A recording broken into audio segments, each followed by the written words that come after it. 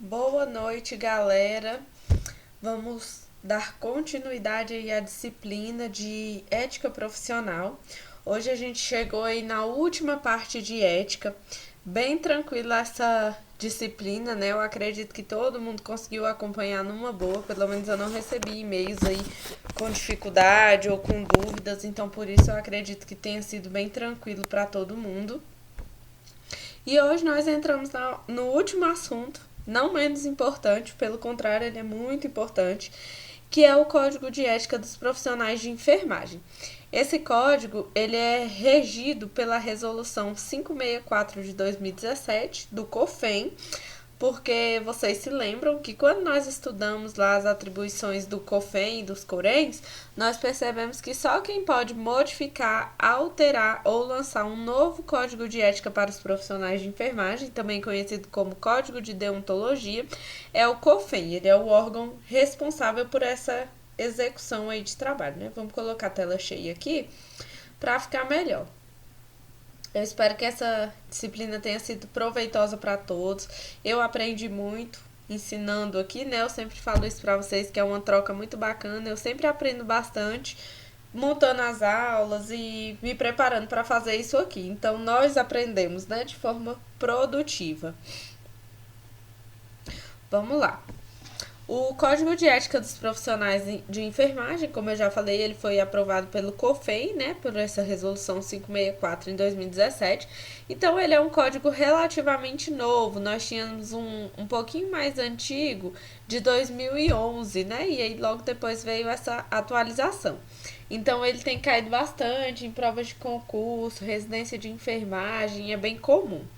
Esse código vai se aplicar a todos os profissionais de enfermagem, que são os enfermeiros, técnicos, auxiliares, enfermeiros obstetrizes e parteiras, né? Que são aí os profissionais que compõem a tabelinha dos profissionais de enfermagem. Os casos omissos serão resolvidos pelo Conselho Federal de Enfermagem, e este código poderá ser alterado pelo Conselho Federal de Enfermagem quando houver uma proposta, né? Como nós já havíamos dito. Antes de iniciar, eu trouxe aqui os princípios fundamentais de enfermagem que está lá no nosso código de deontologia. Que princípios são esses, né? A enfermagem é comprometida com a produção e gestão do cuidado prestado nos diferentes contextos socioambientais e culturais em resposta às necessidades da pessoa, família e coletividade. Pausa. Nas suas anotações, eu já quero dar aqui uma super dica. Não é uma regra, porém é uma dica. Todas as vezes que nós falarmos em pessoa, família e coletividade, vai ser o nosso dever, enquanto profissionais da enfermagem, trazer as melhorias que nos são possíveis através da profissão, né? Então, assim, para você anotar aí, a maioria faz uma hashtagzinha para não esquecer que é importante. E aí você coloca que a maioria das vezes, quando o código cita pessoa, família e coletividade, é o nosso dever trazer melhoria de vida para essa população de acordo com as nossas possibilidades, né?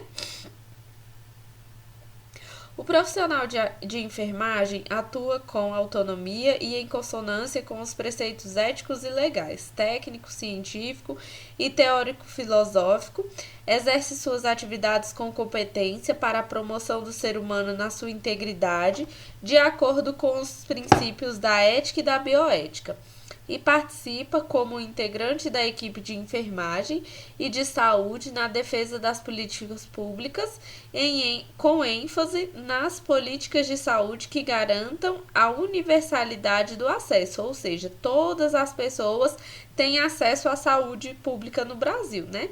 A integralidade da assistência, nós temos acesso a toda a rede de saúde, não importa se é atenção básica, secundária ou terciária. O serviço tem que ser resolutivo, ou seja, você tem que chegar com o problema e ele tem que ser resolvido.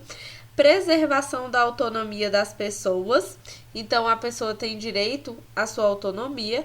Participação da comunidade, hierarquização e descentralização político-administrativa dos serviços de saúde. Ou seja, nos princípios fundamentais do Código de Ética de Enfermagem, traz pra gente quase todos os princípios do SUS, né? O cuidado de enfermagem se fundamenta no conhecimento próprio da profissão e nas ciências humanas, sociais e aplicadas, e é executado pelos profissionais na prática social e cotidiana de assistir, gerenciar, assinar, educar e pesquisar. Professora, por que você está lendo esse tanto de slide? É só esse pedacinho, galera. Por que eu achei importante ler isso aqui? Porque isso é o que traz no início do Código de Deontologia. Eu vou estar encaminhando para vocês o código junto com o material, com a aula, né, e com o slide que eu sempre passo, e aí eu vou mandar a resolução 564 e vocês vão ficar como dever de casa ler toda essa resolução. E aí eu quero que vocês saibam que é um dos deveres da enfermagem conhecer e praticar o seu código de ética. Então, todos nós temos que conhecer de cabo a rabo o Código de Ética dos Profissionais de Enfermagem, que a gente pode chamar de CEP também, né? Como será organizado o Código de Ética? Ele vem dividido aí em 5 capítulos e cada um deles vai ter os artigos onde vai falar dos direitos, dos deveres, das proibições, das infrações e penalidades e das aplicações das penalidades. Ou seja, capítulo 1, quais são os direitos dos profissionais de enfermagem? Capítulo 2, quais são os deveres dos profissionais de enfermagem? E assim por diante. E aí, eu até coloquei para vocês não se perderem na hora de estudar. Lá também vem bem dividido, mas eu achei interessante colocar aqui, né? Os direitos, que é esse capítulo 1, ele vai ter 23 artigos, vai estar do 1 ao 23. Os deveres, 37 artigos, do 24 ao 60, ele é em sequência mesmo, tá? Então, termina o 23 os direitos, já inicia no 24 os deveres. As proibições vocês vão encontrar do artigo 61 ao 102, infrações e penalidades do artigo 103 ao 113 e das aplicações do 114 ao 119. São no total 119 artigos aí. Uma dúvida que surge, professora, dá para decorar todos os artigos? Claro que não. Só se você for uma máquina, né? Porque eu mesmo nunca consegui. Não estou aqui duvidando da capacidade de ninguém, mas é praticamente impossível você decorar todos os artigos. Então, o que a gente tem que fazer? Ler, estudar e aprender. Porque daí, quando você vê uma questão, por exemplo, você vai saber identificar. Não precisa você ter isso decorado. Aqui um exemplo, né? Por exemplo, é direito dos profissionais de enfermagem participar e formular comissões de ética, participar das suas entidades de classe. Ok, é um direito. Aí se cai lá na questão, é dever do profissional de enfermagem participar e formular comissões de ética, um exemplo. Você já vai saber que não é um dever. Todo profissional é obrigado a participar de uma comissão de ética? Claro que não, só aquele que se interessar. Então, a partir do momento que a gente compreende esse código de ética, fica muito mais fácil de você trabalhar e resolver questões com ele. Eu trouxe alguns artigos que eu achei mais importante. Não dá para trazer tudo, vocês virem, são 119 artigos, né? Fica muito grande. Então, eu trouxe alguns que a gente vai dar uma aprofundada e vocês vão ter a obrigação de ler toda a resolução e ficar aí com esse deverzinho de casa.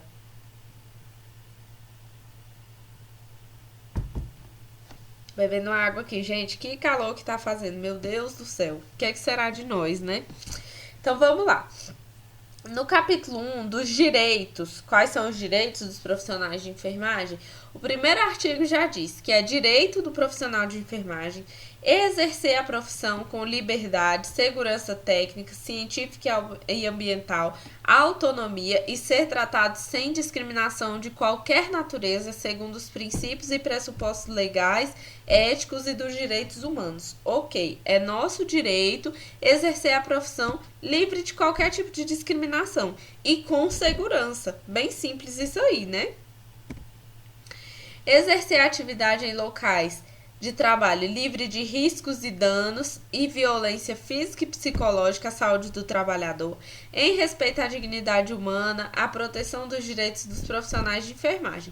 Belezinha também, até aqui bem tranquilo, né? Vocês veem que os direitos é nosso direito trabalhar dessa forma. Artigo 5º. associar-se, exercer cargos e participar de organizações e categorias e órgãos de fiscalização do exercício profissional, atendidos os requisitos legais. É o exemplozinho que a gente deu, né? É nosso direito se associar a algum órgão de fiscalização da categoria que você tenha vontade, não é seu dever. E aí eu trouxe aqui uma ressalva para que vocês se atentem e já entra aquela dica que eu dei lá no comecinho. Olha só, o artigo 6º dos direitos ainda diz assim: aprimorar seus conhecimentos técnicos, científicos, ético-políticos, socioeducativos, históricos e culturais, que dão sustentação à prática profissional. Ok. Presta atenção nisso. O artigo 55, eu vou ler primeiro e depois eu explico, que faz parte dos deveres. Aprimorar os conhecimentos técnicos, científicos, ético-políticos, socioeducativos e culturais em benefícios da pessoa, família e coletividade e do desenvolvimento da profissão. Presta atenção o tanto que esses dois artigos são iguais. Mudou só o finalzinho. Então, por isso que eu achei interessante colocar eles no mesmo slide para que vocês pudessem se atentar. O artigo 6º dos direitos é meu direito. O que ele está dizendo? É meu direito, enquanto profissional da enfermagem, querer aprimorar os meus conhecimentos. Fazer algum curso, um mestrado, um exemplo, né? Fazer outro curso de nível superior que vão dar sustentação à minha prática profissional. Ok, eu quis fazer isso porque eu acho que vai melhorar a minha pessoa enquanto profissional. Agora, quando esse conhecimento, esse curso, esse mestrado, esse curso superior, né, seja o que for, que você escolher para aprimorar os seus conhecimentos, eles vão ser em benefício da pessoa, da família e da coletividade, aí já passa a ser o seu dever aprimorar os conhecimentos. Então, vamos dar um exemplo mais prático. Estou trabalhando numa unidade de saúde onde todos os dias eu preciso fazer uma coleta de teste rápido. Então, é o seu dever fazer um curso ou uma capacitação em cima do tema de testes rápidos, porque isso ali você está exercendo e vai ser um benefício para o seu cliente, para a coletividade que você atende. Então, a partir do momento que envolve a família, a coletividade, a pessoa, lembra que eu falei no início? Se torna um dever. E esse é um exemplo aqui, ó, que ficou top para a gente poder entender isso melhor. Então, só para ficar bem amarrado. Quando eu falo de aprimorar os meus conhecimentos em benefício próprio, é meu direito. Quando aprimorar esses conhecimentos vão ser em benefício da pessoa, da família e da coletividade, aí passa a ser o meu dever fazer esse aprimoramento. Bem tranquilo, né? Artigo 8º. Requer o Conselho Regional de Enfermagem, de forma fundamentada, medidas cabíveis para a obtenção de desagravo público em decorrência da ofensa sofrida no exercício profissional ou que atinja a profissão. Requer não, requerer, né? Eu li errado aqui. O que esse artigo está falando pra gente? Que quando houver aí ofensas ou desagravo público em decorrência do seu exercício profissional, você vai requerer junto ao Conselho Regional de Enfermagem que ele tome alguma providência para proteger o seu profissional de enfermagem. Artigo 11º. Formar e participar da comissão de ética de enfermagem, bem como de comissões interdisciplinares da instituição em que trabalha. Esse aqui é aquele exemplo que eu dei no começo. É o seu direito participar de uma comissão de ética. Você não é obrigado a fazer isso. Abster-se de revelar informações confidenciais que tenha conhecimento em razão do seu exercício profissional. Ou seja, você pode, por exemplo, ali, vamos ver o exemplo, cometer um crime e te chamaram para depor. Em razão do seu exercício profissional, você ficou sabendo de alguma coisa relacionada àquela pessoa. Você pode não revelar isso, desde que não vai causar nenhum agravo à coletividade, né? Mas assim, é uma coisa só da pessoa, você não é obrigado a revelar, porque você teve conhecimento disso em razão do seu exercício profissional. Você descobriu enquanto estava trabalhando, né? Falando de forma mais clara. Esse artigo aqui, bem interessante, isso não é o que acontece na vida real, porque infelizmente a gente não deixa o paciente ao Deus dará por isso, né? Mas se fosse seguir aqui o código de ética na íntegra, nesse ponto, teria que fazer. Do que eu tô falando? O artigo diz assim: suspender as atividades individuais ou coletivas quando o local de trabalho não oferecer condições seguras para o exercício profissional ou desrespeitar a legislação vigente. Ressalvas às situações de urgência e emergência, ou seja, quando tem risco iminente de morte, devendo formalizar imediatamente sua decisão por escrito ou por meio do correio eletrônico à instituição e ao Conselho Regional de Enfermagem. Vamos colocar na prática. Cheguei lá para trabalhar e não tem equipamento de proteção individual. Isso está colocando a minha pessoa, enquanto trabalhador, em risco. Então, desde que não seja em situações de urgência e emergência, eu posso sim me negar a fazer o serviço, desde que dentro desse artigo, né? Tem que informar imediatamente o seu conselho por escrito. Mas é um exemplo que não acontece, né? Negar-se a ser filmado, fotografado e exposto em mídias sociais durante o desempenho das suas atividades. Então você está ali como profissional, mas a imagem é sua de pessoa. Então você pode negar-se a ser filmado, né? Aí aqui a gente passa para o capítulo dos deveres. O que é dever do profissional de enfermagem? A mesma coisa dos direitos. Eu não coloquei todos os artigos, então vocês têm a obrigação de procurar estudar, né? Exercer a profissão com justiça, compromisso, equidade, resolutividade, dignidade, competência, responsabilidade, honestidade e lealdade.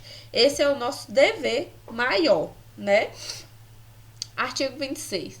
Conhecer, cumprir e fazer cumprir o Código de Ética dos Profissionais de Enfermagem. Opa, é isso que a gente está fazendo aqui na aula. A gente está tomando conhecimento do Código de Ética para quando vocês forem exercer a profissão, já estarem aí, né, com tudo amarradinho dentro da cabeça de vocês. O que pode, o que não pode.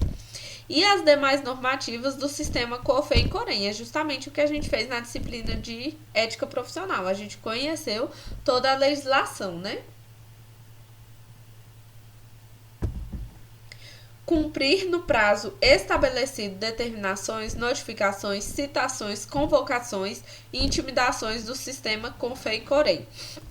Então, o profissional trabalha lá na Ceilândia e o COFEI fica na asa norte ou asa sul, no plano piloto. Ele foi chamado para fazer alguma coisa lá, teve uma determinação para ele comparecer até o COFEI. Ele tem que... É mais fácil ele comparecer no COREM, né, gente? Porque é o COREM que cuida do profissional. Foi um erro aqui da prof. Então, o COREM. Ele foi intimado a comparecer para depor. Um exemplo. Ele tem que obrigatoriamente fazer isso, porque faz parte dos nossos deveres, enquanto profissionais de enfermagem, responder às determinações, notificações, convocações, né, do sistema COFEI-COREM. Apor nome completo ou nome social, ambos legíveis, número da categoria e da inscrição, assinatura ou rúbrica nos documentos quando no exercício profissional. Isso aqui gerou um certo desconforto para a profissão. Por quê? O Código de Ética diz que é facultado, olha aí o inciso primeiro, é facultado o uso do carimbo. Só que, na verdade, o Conselho Federal de Enfermagem tem uma resolução própria que diz que é obrigatório o uso do carimbo. Então, eu quero que vocês façam aí um asterisco nesse slide para vocês não se esquecerem. Que apesar do Código de Ética me dizer que é facultado, por que então ficou decidido que é obrigatório? Porque o COFEI fez uma resolução exclusiva falando sobre o carimbo, que eu vou ficar devendo para vocês agora o número da resolução, mas depois eu passo direitinho. Porém, nessa resolução diz que é obrigatório o uso do carimbo. Então, por isso, como o COFEI é a nossa legislação maior dentro da enfermagem, subentende-se que esse artigo aqui ficou meio que revogado. Então, agora a gente sabe que é obrigatório o uso do carimbo. Apesar de que tenha esse artigo dizendo que não é, né? Que ele é facultado, mas na verdade não é. Porque o COFEI é a nossa legislação maior. Ele é o maioral. E como ele fez essa resolução depois do Código de Ética, então ficou entendido que é obrigatório sim o uso do carimbo e não facultado, como diz no inciso 1º do artigo 35. documentar formalmente as etapas do processo de enfermagem em consonância com sua competência legal. Então, é obrigatório fazer a evolução de enfermagem sempre que for realizado qualquer procedimento com esse paciente. Prestar informações escritas ou verbais completas e fidedignas necessárias à continuação da assistência e segurança do paciente. Então, por exemplo, lá na troca de plantão, é obrigatório você fazer essa prática, de chegar lá, falar pro seu colega como que foi o plantão, o que aconteceu. E apesar de a gente ter essa prática de fazer isso verbalmente, né, a passagem de plantão, temos ainda o prontuário onde deve ser registrado toda a evolução para que qualquer colega que chegue ali para assumir o plantão, ele saiba o que aconteceu com aquele paciente. Isso aqui também é bem importante. Recusar-se a executar prescrição de enfermagem médica na qual não conste a assinatura ou número do registro do profissional prescritor, exceto em situação de urgência e emergência. Então, é obrigatório você executar a prescrição de enfermagem ou prescrição médica, salvo nos casos em que não haja a assinatura e o número do conselho. Então, nesses casos, você não é obrigado a fazer essa prescrição, a executar essa prescrição, desculpa, deu um embolado aqui agora, vamos voltar do começo só para ficar bem entendido. O profissional, ele tem que obrigatoriamente, o técnico de enfermagem ou o enfermeiro, né, o profissional de enfermagem, ele é obrigado a executar o que está prescrito. Porém, se essa prescrição tiver sem o nome do executor ou do prescritor ou sem a assinatura, aí você pode se recusar a fazer essa prescrição. Pode não, desculpa, é um dever você se recusar, né? E aí nós temos aqui duas ressalvas. Inciso 1º, o profissional de enfermagem deverá recusar-se a executar a prescrição de enfermagem e médica em caso de identificação de erro ou ilegibilidade da mesma, devendo esclarecer com o prescritor ou outro profissional registrando no prontuário. Então, se tem algum erro na prescrição, se você identificou, por exemplo, uma dose errada de medicação, você deve se recusar a executar enquanto esse erro não for corrigido. E é vedado ao profissional de enfermagem o cumprimento de prescrição à distância, ou seja, é proibido, não pode, né? Exceto em caso de urgência e emergência e regulação, conforme a resolução vigente. Então, chegou lá um paciente, tá lá, morre, não morre, e tem que executar algum tipo de procedimento. Aí, o médico tá ocupado lá no outro andar, e ele liga e fala, fulano, tem que fazer tal medicação. Você não pode executar essa prescrição desde que, no caso desse nosso paciente, eu já falei que ele tá morre, não morre, então tem que fazer, né? Mas se o paciente não tiver em caso de urgência e emergência, aí você não deve realizar essa prescrição à distância, tá? Agora, o capítulo das proibições. É proibido executar ou determinar atos contrários ao Código de Ética e à legislação que disciplina o exercício da enfermagem. Então, qualquer coisa que não esteja na nossa legislação é proibido. Isso daí é bem óbvio, né, gente? Artigo 62. Executar atividade que não seja de sua competência técnica, científica, ética e legal, ou que não ofereça segurança ao profissional, à pessoa e à família e à coletividade. Olha aí a nossa tríade de novo, né? A pessoa, a família e a coletividade. É proibido aceitar cargos, função ou emprego de vaga em decorrência de fatos que envolvam recusa ou demissão motivada pela necessidade do profissional em cumprir o presente código, bem como pleitear cargo, função ou emprego ocupado por colega utilizando-se de concorrência desleal. Então, o que esse artigo aqui está dizendo pra gente? Primeiro, se o seu coleguinha lá foi mandado embora ou ele se demitiu porque o emprego estava proibindo ele de cumprir o código de ética, você não pode assumir esse cargo, independente de todas as vantagens que eles te ofereçam. Você só pode trabalhar num local habilitado, que seja responsável e que faça cumprir o código de ética. E segundo, você também não pode assumir um cargo aí que esteja utilizando de concorrência desleal com seus outros colegas. Então, vamos citar um exemplo aqui de salário. O plantão do técnico de enfermagem no home care é R$ 90, um exemplo. E aí você chega lá e fala, não, vou cobrar R$ 50. Não pode, né, gente? Tá usando de concorrência desleal, não tem lógica isso aí. Artigo 73. Esse é bem interessante. Faça um asterisco ou então anota aí no seu caderninho. É proibido provocar aborto ou cooperar em prática destinada a interromper a gestação, exceto nos casos permitidos pela legislação vigente. Quem são os casos? Quais são, né? Não quem são.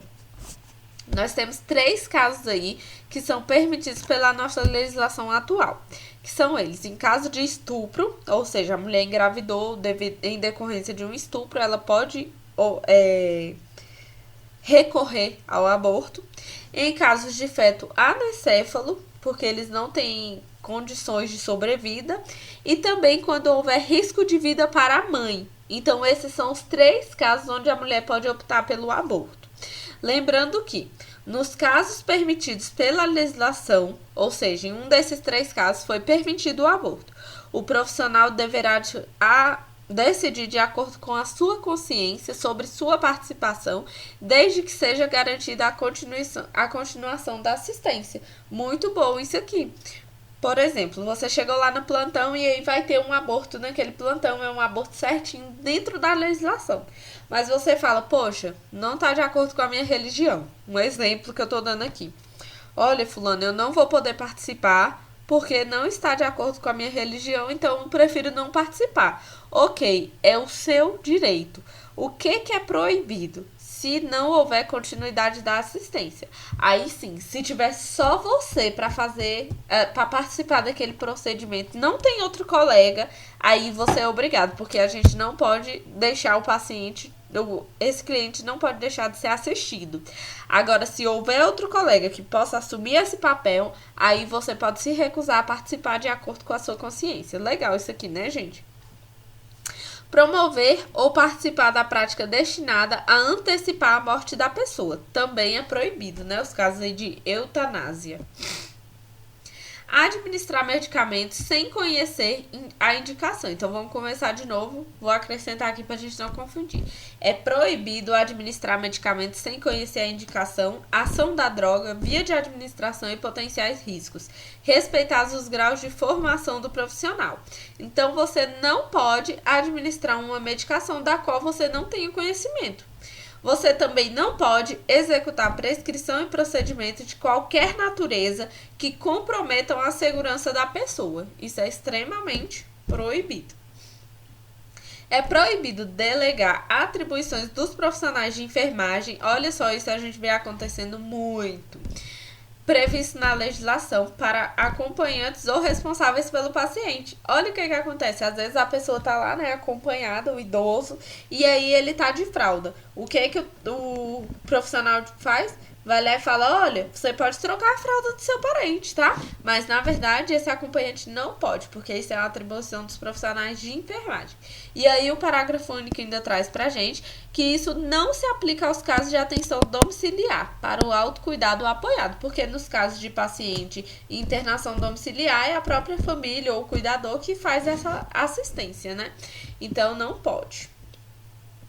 Antes de entrar nos capítulos das infrações e penalidades, eu vou dar uma pausa, porque o meu tempo tá acabando aqui, são 30 minutos o bloco, né? Então a gente vai dar uma pausa e já inicia dentro das infrações e penalidades para não ficar aí cortado pelos meios, beleza? Espero vocês já já.